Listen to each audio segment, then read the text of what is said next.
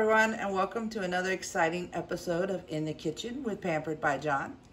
I am Stephanie, one of your Pampered Chef consultants, and I am here today to show you how to make some homemade peanut butter. Earlier this week, we released how to make homemade jam using our Deluxe cooking blender. So I thought, as a special treat for all my viewers out there, I would show you how to make peanut butter to go with that jam. So while you are sitting at home during this horrible coronavirus isolation, you can make yourself some jam and peanut butter and know exactly what you have in the products that you are creating.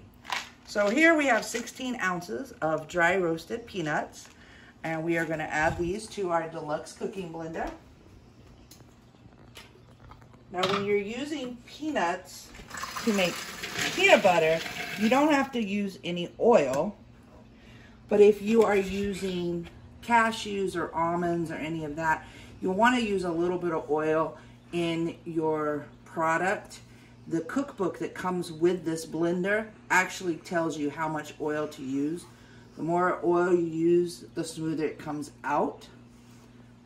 This will make us about 1 to 1.5 cups of peanut butter when we're all done. And you can keep this peanut butter refrigerated for 4 to 6 weeks. Now, I like my peanut butter very creamy, so I put all of my nuts in there at the beginning of the cycle.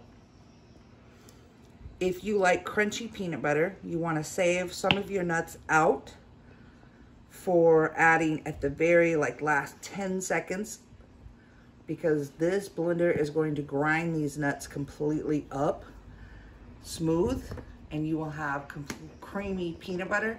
So if you don't want creamy, save a few of your nuts left. I'm also adding a tablespoon of honey because I like my peanut butter to be a little bit sweeter, like some of the peanut butters that you buy at the store. I am using my Petite Measure All to put my honey in there so that all my honey actually goes in with my nuts and not left in my measuring cup. As you can see, it has this little plunger in it. You slide the plunger down for the measurement that you want,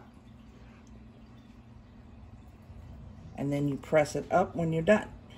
If you're measuring liquids, you flip it over, and the blue ones show you your liquid measurements, and you have a nice little pour spout here. This is very handy, this size, for when you're measuring just like a tablespoon or 2 tablespoons of honey for a recipe, or sour cream, anything like that that's a semi-solid. It's really good because the plunger scrapes off the sides and makes sure there's nothing left behind. The other tool we are going to use today is our temper that comes with the blender. And what we'll use this for is, as this blender grinds the peanuts, they're gonna slide up on the sides of the blender, and we have to use this to push them back down on the blades. Now, our Deluxe cooking blender does have a heating element in it where it actually cooks the food that you put in it if you set it to one of the heat cycles. But we are not going to be cooking our peanut butter.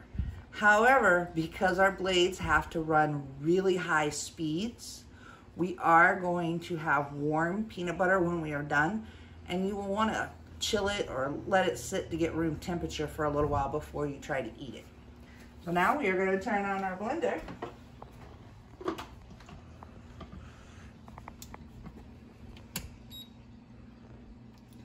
We are going to switch it to our grind setting. This only takes about 2.5 minutes to grind this into perfect peanut butter. So we are going to turn on our blender. As you hear that high-pitched noise, that means all the nuts are off the blades, and that's when I'm going to use the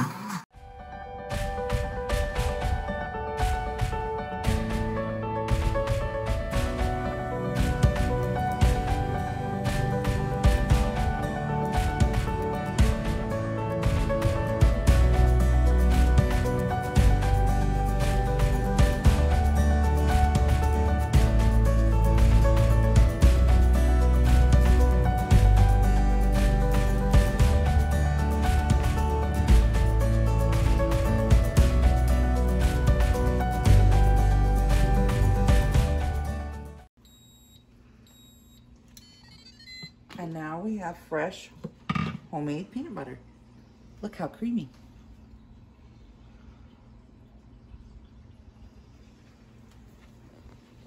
There are a few things to keep in mind if you buy this blender.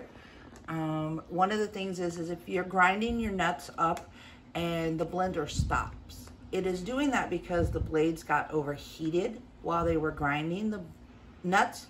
So make sure that you turn it off for about an hour, let them completely cool, and then you can resume grinding your nuts for your nut butter.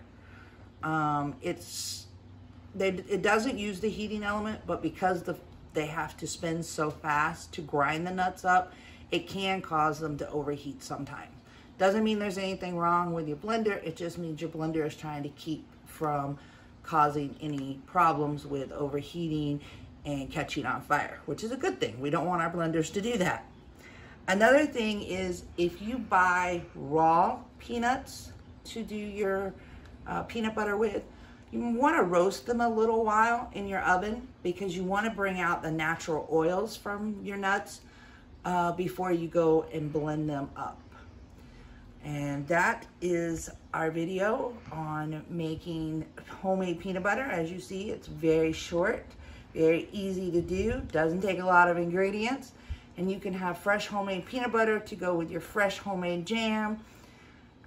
If you are watching this video in April and you click on the link below to go to one of my contacts, you can schedule a party and you can actually get this blender for 60% off when you host a party. So reach out to me, leave me a comment below, send me a message, check me out on Facebook, however you want to reach out. But reach out and let me know you want to have a party so I can get you one of these amazing cooking blenders.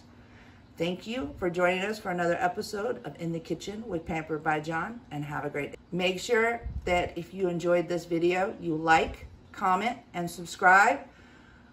The description below has the products that we use today. It'll be a short one since we only use the cooking blender, but their information for how to reach out to me is also down there.